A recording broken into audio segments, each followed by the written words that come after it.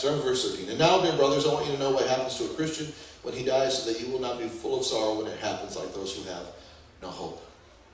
For since we believe that Jesus died and then came back to life again, we also believe that when Jesus returns, God will bring him back with him all the Christians who have died. I can tell you this, direct from the Lord, that we who are still living when the Lord returns will not rise to meet him ahead of those who are in their graves.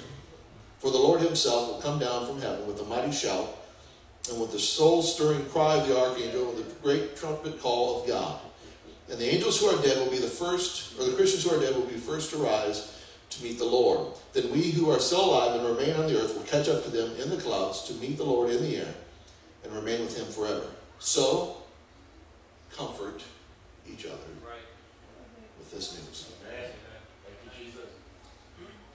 We pour out. I've talked about what we do for the ones in the world, for the sinners. And if we need to be pouring out, it's here. You have a ministry in this church. And when you see someone down, you can tell them, look, this world won't last this way forever. There's coming a time when the Lord's coming back. We have a hope that others don't have. You're filled with this Spirit. You should have confidence. You should have faith. Build one another up. If we should be comforters for anyone, it's for one another's. It's for each other. As we look around at your fellow brothers and sisters who are here today. Look around. Be something for them that builds them up. Look to them and encourage them. Love them. Forgive them. Hey, it's time for us to now unite together to understand what our common destination is. We're all going someplace. We all have a purpose. We're all called. We're all filled. Amen. When we come into this temple, whether it be Wednesday night or Sunday, or whenever we come together, we should be ready to pour out on one another what he has filled in us. Because we all have strengths, and we all have weaknesses. We all have parts that we struggle with, and we all have parts that we excel in. And so we must find those who are struggling. Don't say, well, you have Christ, you should know better. No. Pick them up. Pick them up. Encourage them with the word. Encourage them with the news. Good. He said, when is this all going to happen? Verse chapter 5. I really don't need to say anything about that, dear brothers. For you know perfectly well that no one knows. For that day of the Lord will come unexpectedly like a thief in the night. When people are saying all is well, everything is quiet and peaceful, then all of a sudden, disaster will fall on them as suddenly as a woman's birth pains when her child is born. These people will not be able to get away with anywhere. There will be no place to hide.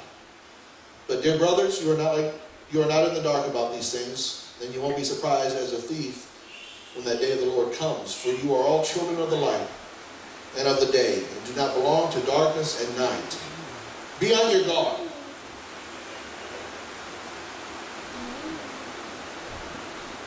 In order to outpour, you must be alert. You must be aware. He said, be on your guard. Do not asleep like the others. Watch for his return and stay sober. Night is the time for the sleep and the time when people get drunk.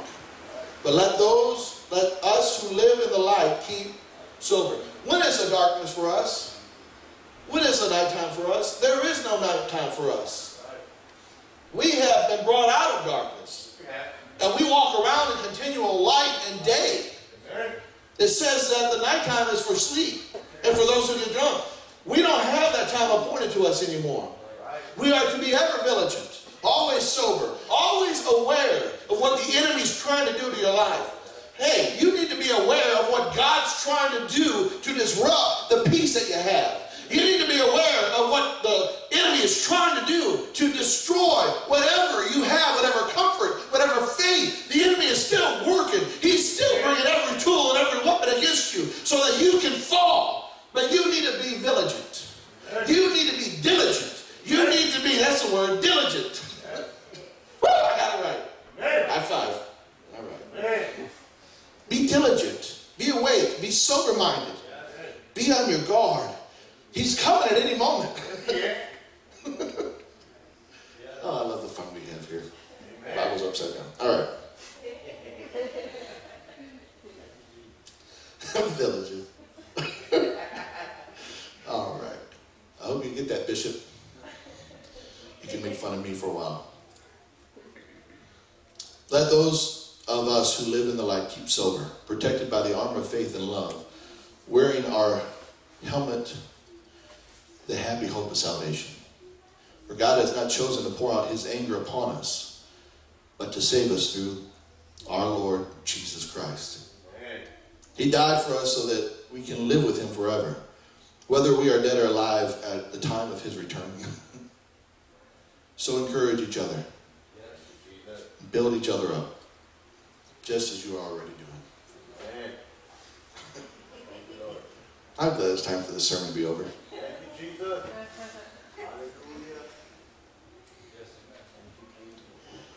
As I look at this world, and as I get older, I watch more of the news. I try to be better aware of what's going on in the world. I see that we're getting closer and closer to what the Lord told us about. I see us coming closer and closer to a one world government. I mean, we are right there. Europe, several years ago, already came pretty much to one government in the fact that they have the euro dollar, and now they've got to be bailed out. And as these economies continue to fall, the world is out of solutions. America, our economy has been bad for a while. Europe is bad. Just about everywhere in the world, the economy is bad. So people, they worship the dollar. They worship the money. And they're looking for an answer. This is how the Antichrist will come in. Because people will be more concerned about their wealth than their salvation. And someone will come in with an answer for their wealth. But by that, it will cost them salvation. And the world's coming together that way. I don't know how close it is. It could be next year, it could be 10 years, it could be 20, 30 years. Who knows? But it's happening. We're in the last days. We've got to pick each other up. We've got to encourage one another. We've got to comfort one another. We've got to, more than anything else, love one another. And be diligent. Amen. Let's find a place to pray.